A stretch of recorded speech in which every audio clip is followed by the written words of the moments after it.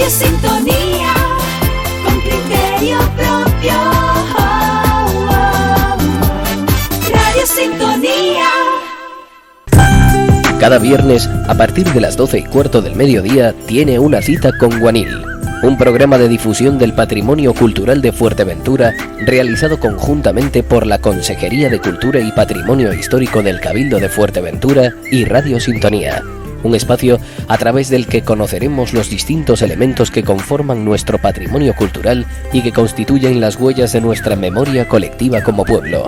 Cada viernes, a partir de las 12:15 del mediodía, una mirada profunda a Fuerteventura en Guanil. Solo aquí, en Radio Sintonía, la radio más cerca.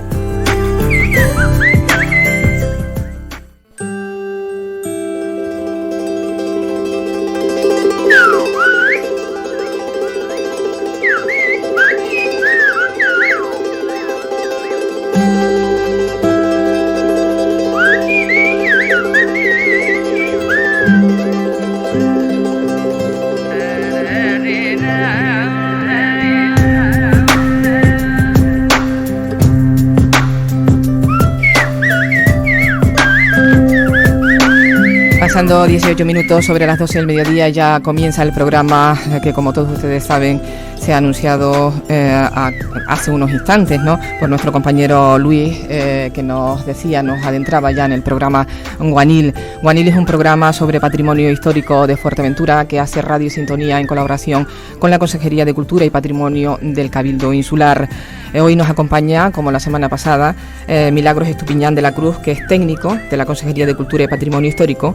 Ella es historiadora y arqueóloga. Muy buenos días, Milagros. Buenos días. Hoy nos vas a hablar del mundo aborigen, del modelo económico de los majos, y seguimos en la prehistoria de Fuerteventura, y hoy vamos a conocer ese mundo interesante de nuestros antepasados, cómo vivían, cuál era el modelo económico de los antiguos pobladores de la isla de Fuerteventura, y si tal vez al final del programa podemos comparar si realmente se continúa con este modelo o lógicamente ha desaparecido como debería ser. Pues Milagros, ¿conocían y practicaban los aborígenes de Fuerteventura la agricultura, para comenzar con algún tema en concreto? Bueno, sí, aunque las crónicas de la conquista insiste en la ausencia de la agricultura entre los aborígenes de Fuerteventura, además los datos arqueológicos corrobora también la inexistencia de hallazgos vegetales derivados de las prácticas agrícolas. La hipótesis de que Fuerteventura fuera poblada por un grupo norteafricano desconocedor de la agricultura, no parece encajar en el contexto de las culturas preeuropeas canarias. Si estimamos que Canarias fue colonizada simultáneamente por comunidades con una afinidad étnica y cultural configurada en el norte de África, extrañaría muchísimo que a determinadas islas llegaran grupos capaces de desarrollar la agricultura y a otras no. Bien, entonces, Milagros, ¿por qué los cronistas de la conquista insisten en que los majos, los antiguos pobladores de la isla de Fuerteventura, no practicaban la agricultura? Bueno, antes que nada, quería decir que las crónicas de la conquista, Le Canarien o El Canario, fueron escritas por los frailes normandos Potier y Le Verrier y relatan los acontecimientos de la conquista de Lanzarote y Fuerteventura por las huestes normandas al mando de Jean de Bentencourt y Gadifer de la Salle entre 1402 y 1405, y que lo que relatan estos frailes en las crónicas son coetáneas, es decir, pertenecen al momento de la conquista, pero no sabemos qué es lo que ocurrió antes en la isla, qué es lo que había antes con los aborígenes. Solamente lo podemos saber a través de las excavaciones arqueológicas, y hasta ahora no nos han aportado dato alguno que nos diga que practicaban la agricultura. Sin embargo, hay investigadores que sí creen que los majos practicaban la agricultura, pero que la fueron abandonando progresivamente por encontrarse en un medio hostil para desarrollarla. Los agentes ecológicos que dificultaron probablemente el desarrollo de la agricultura en Fuerteventura fueron las dificultades climáticas y las epidemias. Todos sabemos que siglos posteriores a la conquista, las dificultades que tuvieron la nueva población para cultivar cereales, años buenos de lluvia, donde había excedente de cosecha, se alternaba con otros con plagas y de sequías, plagas como la de langosta y epidemias como la jorra, que es una epidemia endémica de Fuerteventura. Todo esto, por eso se cree que todo eso hiciera que los aborígenes pues abandonaran progresivamente la agricultura al tener un balance negativo entre costes y beneficios, y hicieran que hiciera aprovechar lo que es las plantas, la recolección de plantas silvestres que abundaba en la isla, porque tenía menos coste, menos esfuerzo en el trabajo, el obtener en la recolección las plantas silvestres. Pues entonces nos podría comentar, si te parece, qué especies recolectaban los aborígenes para suplir la falta de alimentos de origen vegetal, ¿no? Bueno, la diversidad florística de Fuerteventura incluye bastantes plantas susceptibles de ser aprovechadas para el consumo humano, y es lógico que los aborígenes pues la consumieran de forma complementaria en su alimentación o como alternativa. El consumo de estas plantas ha sido consumidas en Fuerteventura tradicionalmente, como la avena salvaje, que tiene gran proliferación en el territorio de la isla. Y también como el cosco, con cuyas semillas pues se obtenía una especie de gofio. El cosco grana en verano y las cápsulas que contienen las semillas pues son extraídas, es arrancado y llevado normalmente a los charcos del agua del mar, y de ahí se extraen las semillas. Después se sacan y se secan al sol, y luego pues se tuestan y se moltura. Con ello se obtiene un gofio oscuro y muy salado. Otras plantas que quizás también recolectaron los aborígenes, pues fue en la parte del cosco sería pues la serraja, el relinchón, la malva silvestre, etcétera. Hay investigadores que piensan que también aprovechaban los productos vegetales del bosque termófilo que existía en aquella época en las cumbres del macizo de Ventancuria y en los picos de Jandía. Vestigios nos queda todavía del bosque de laurisilva, del mocán, en las cumbres más escarpadas de Jandía.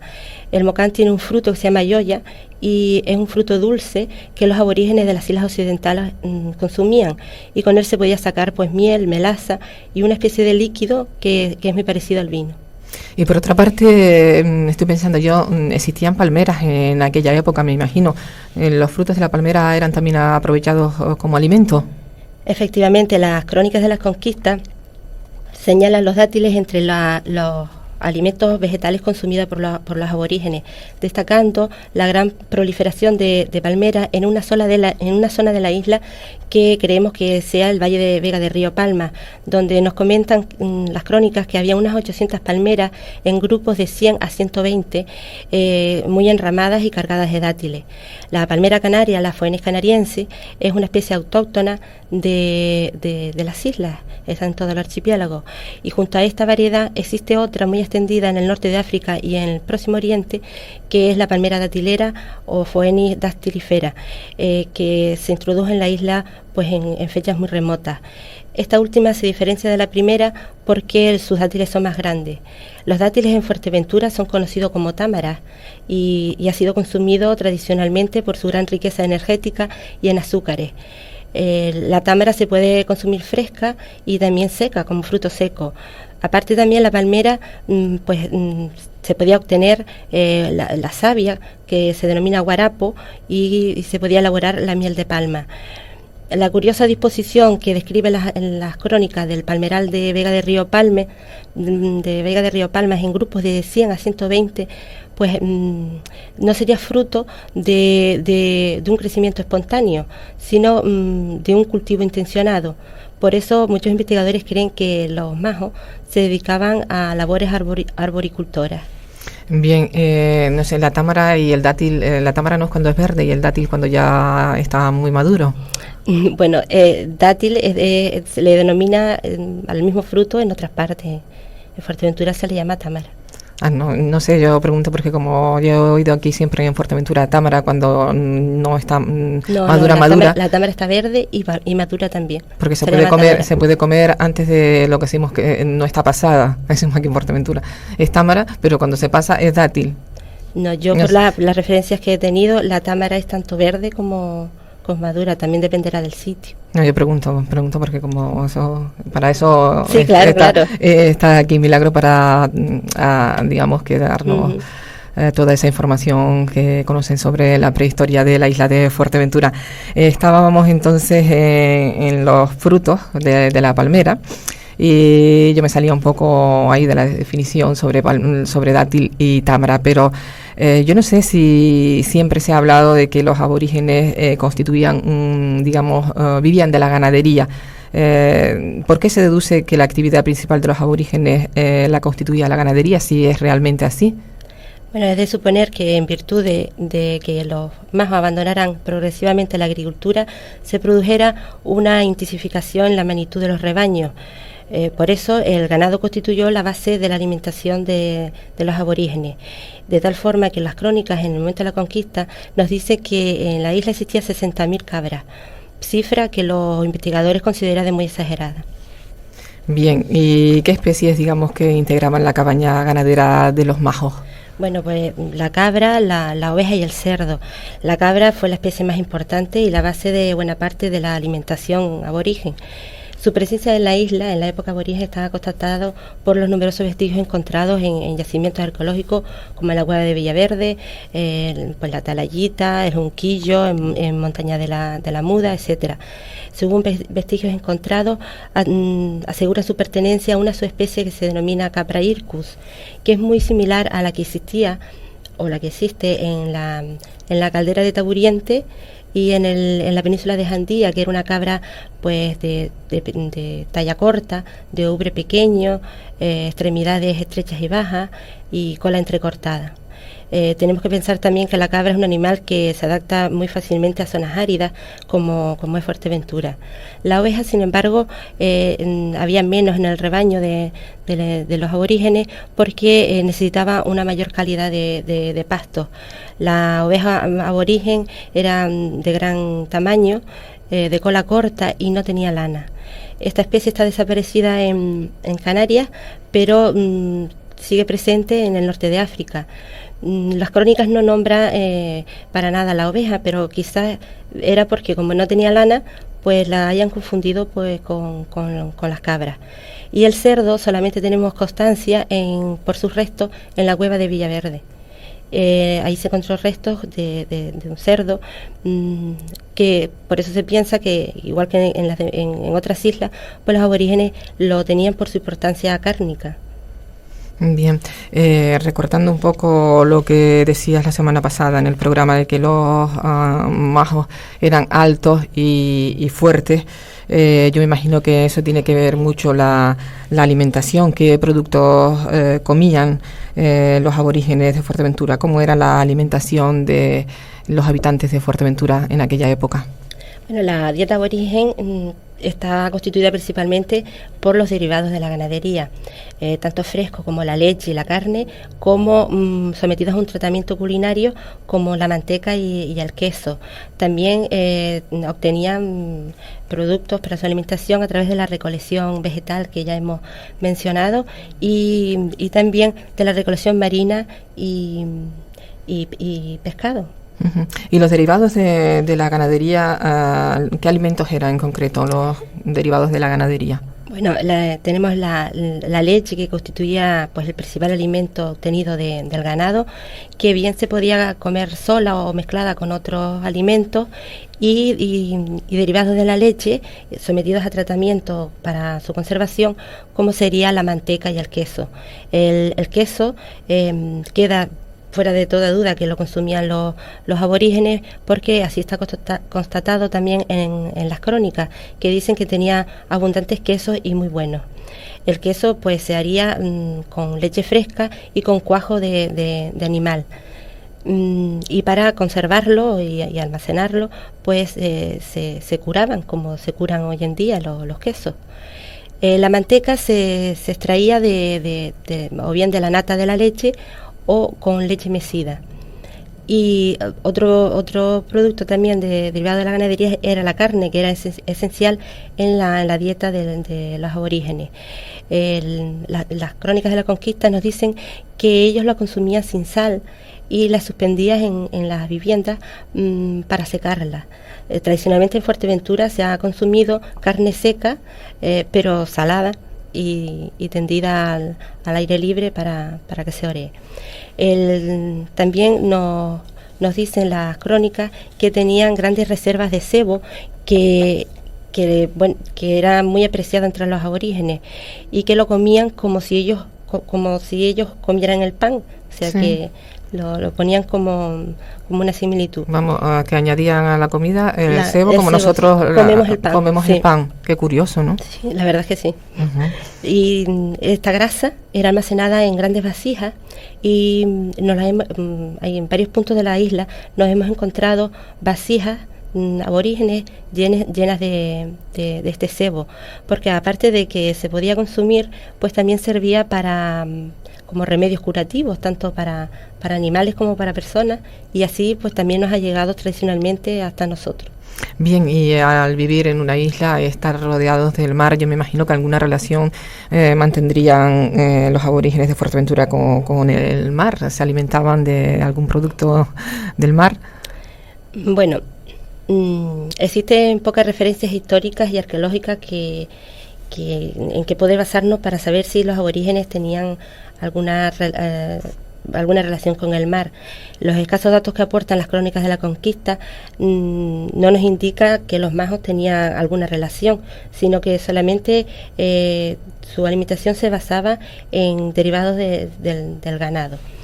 Sin embargo, este vacío de la fuente histórica más antigua sobre la sociedad preeuropea de Fuerteventura no nos asegura de forma clara que los aborígenes vivieran de espaldas al mar, porque razones de subsistencia y de adaptación al medio obligarían a estos al menos a hacer una recolección marina sin grandes esfuerzos tecnológicos, que sería pues extraer los mariscos de la roca y realizar una pesca de orilla.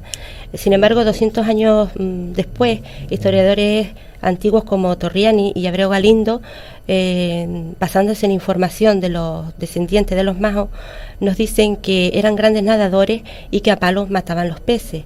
Y creemos que esta técnica de matar los peces a palos pues sería lo que nosotros denominamos hoy en día el embrosque. El embrosque, pero de todas formas, yo imagino que al comer tanto cebo estarían bastante gordos y fuertes y podrían matar los peces a palos. Pero vamos a ver, esta técnica, me imagino el embrosque es una técnica, ¿no?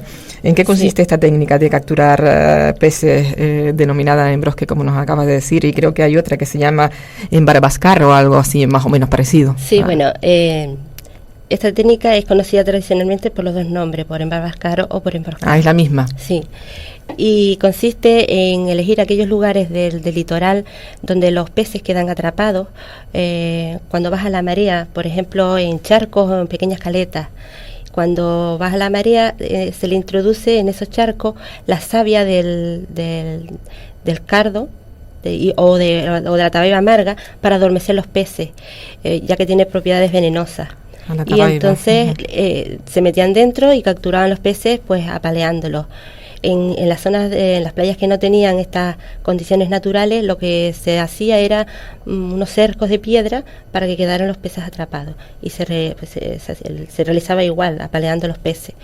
Tenemos constancia, porque quedan vestigios además, y hay personas que la han realizado, personas mayores que han practicado el embrosque, y tenemos constancia de que existen todavía en las salinas, en Caleta de Fuste, ya desaparecidas en Playa Blanca, en La Guirra, y me parece que en Costa Calma también.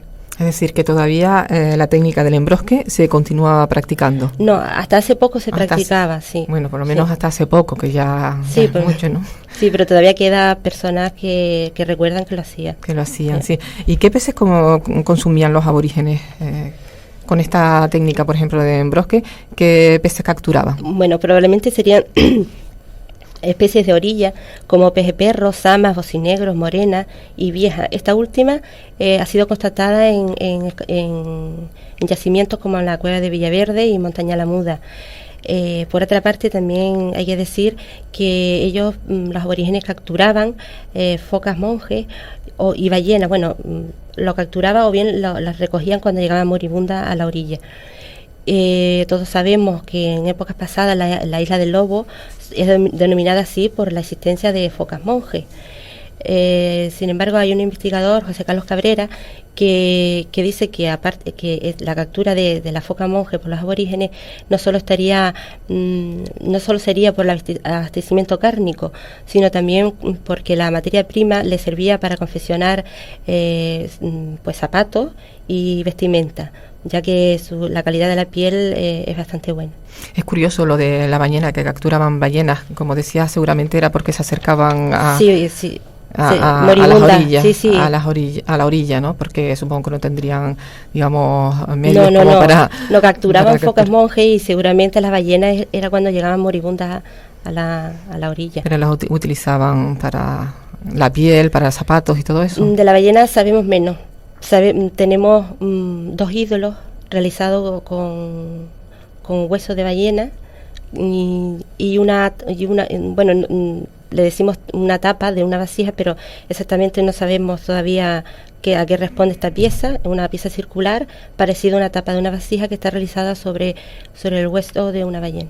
Bien, ya por último, Milagros, aparte de estos peces que nos decía, se supone que los aborígenes también pues se acercaban a la costa para recolectar los mariscos. Efectivamente. Esta recolección es perfectamente observable en la mayoría de los yacimientos arqueológicos de la isla, pero son los hábitats que están situados entre la costa y el interior los que más conchas tienen. Incluso llegan a formar verdaderos concheros. El estar situado cerca de la costa pues le permitía a los aborígenes el traslado diario y la recolección hasta sus viviendas de las conchas, de los mariscos. Sin embargo, existen numerosos concheros repartidos por toda la costa que pertenecen, es de adscripción aborigen, y se creen que eran porque allí guisaban los mariscos para desprender las conchas, porque así podía llevar hasta las viviendas una mayor cantidad y con menos esfuerzo en el traslado. Bien, el marisqueo continúa hasta hoy. Sí, efectivamente. Hasta hace poco se hacía se podía decir que se hacía lo mismo, porque se trasladaba grupo de gente a la costa, sobre todo en los periodos de las grandes mareas, para recolectar los mariscos. Allí los guisaban y muchos de ellos los secaban al sol para conservarlos. Un caso es pues el mejillón, que el mejillón pues se asaba y se secaba al sol, poniéndolo, bueno, se asaba colocándolos en la arena, con las barbas hacia abajo, formando un empedrado, y luego pues se le ponía encima una rama de una aulaga o de un mato ardiendo, y cuando terminaba pues se barría y aparecían ya los mejillones abiertos y listos para el consumo. Eso todavía se sigue haciendo, sí, y además tienen un exquisito sabor, sí, hechos así de esa manera, Milagros. Sí. Pero se han hecho tantos y tantos de esta manera que ya casi no tenemos ni para ni para conservarlos. Exactamente, ni para conservarlos, pero bueno, afortunadamente se están protegiendo y espero que dentro de un par de años puedan haber lo suficientes como para poder o seguir practicando esta técnica y para seguir comiendo esas exquisitas paellas de mariscos, ¿no? Espero que sí. Bien, pues hoy ha sido interesante el contenido que nos has expuesto, Milagro, el programa de hoy del mundo aborigen, el modelo económico de los majos, de los antiguos habitantes de la isla de Fuerteventura.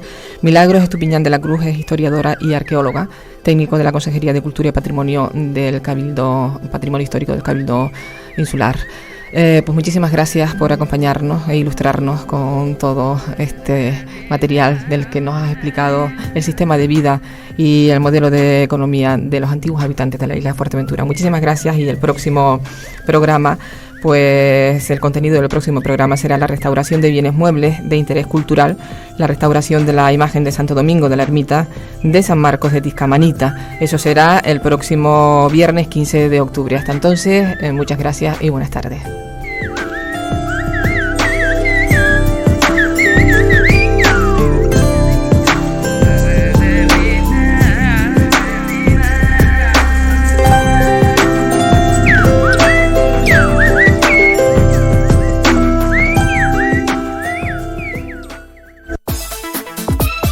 Radio Sintonía.